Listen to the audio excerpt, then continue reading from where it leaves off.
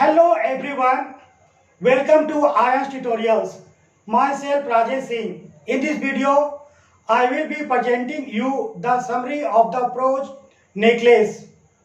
Friends, the necklace, which is a fictional story of Matilda Loisel and her husband, that teaches us that we should be satisfied and content with whatever we have. This story stresses on the fact that we should not crave for extravagant luxuries that are beyond our affordability.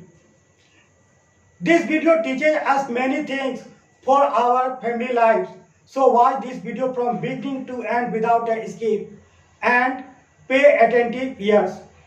This lesson or chapter is very important for the students of 10th class. So let's start. Friends, एक lady जिसका नाम Matilda लोयसेल, जो अपने husband के साथ एक flat में रहती थी।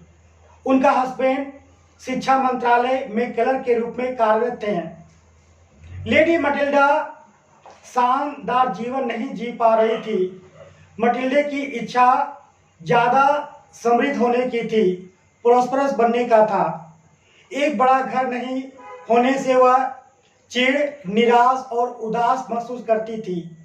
इसके अलावा वे अच्छे कपड़े, बहुत सारी ज्वेलरी पाना चाहती थी जिससे वह खुश रह सके। एक दिन उनका जो हस्बैंड ने किसी फैंसी पार्टी का इनविटेशन कार्ड लाकर मटिल्डा को देते हैं। यह बोर्ड पार्टी का इनविटेशन था। उसने सोचा कि इनविटेशन कार्ड देखकर उनकी धर्मपत्नी बहुत खुश होगी।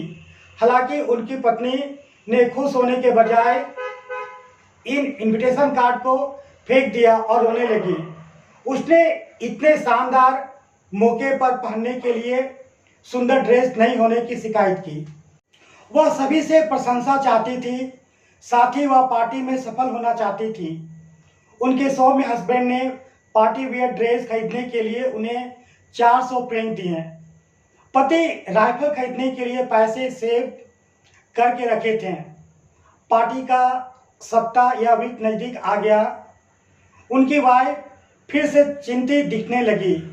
वह डिस्टर्ब रह रही थी क्योंकि उसे लगता था कि उसके पास ड्रेस के साथ साथ पहनने के लिए कोई ज्वेलरी नहीं है। उनका हस्बैंड उसे अपने सहेली जीन फरीनियर से मांगने का सुझाव दिए। मटिल्डे उनके घर गई और एक फैंसी नेकलेस उधार लिया। मटिल्डे ने अपने हस्बैंड के साथ पार्टी में बहुत एंजॉय की। वह सभी का ध्यान अपनी ओर खींचने में सफल रही। घर पहुंचने पर मटिल्डे को उसके गले में हार नहीं मिलने पर आश्चर्य हुआ। वे दोनों महसूस करते थे कि यह उस केब में गिर गया होगा जिसे वे घर पहुंचने के लिए किराए पे लिए थे। इसके अलावा उन्होंने उन सड़कों पर भी खोजा जिनके माध्यम से वे गए थे और लौटे थे।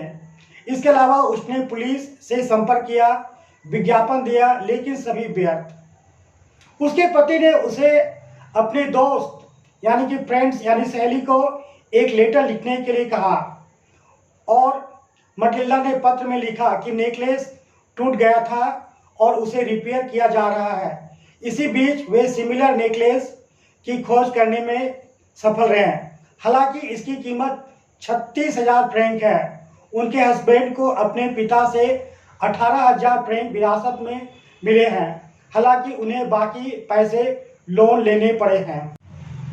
वे विरासत में मिली और उधार ली गई रकम के जरिए हार खरीदने में कामयाब रहे, लेकिन उधारी की रकम चुकाने में उन्हें 10 साल का पीरियड लग गया। इन वर्षों में उनके जीवन में काफ़ी बदलाव आया। वे एक छोटे से अपार्टमेंट में चले गए, खुद साफ सफाई और खाना पकाने का काम करने लगे।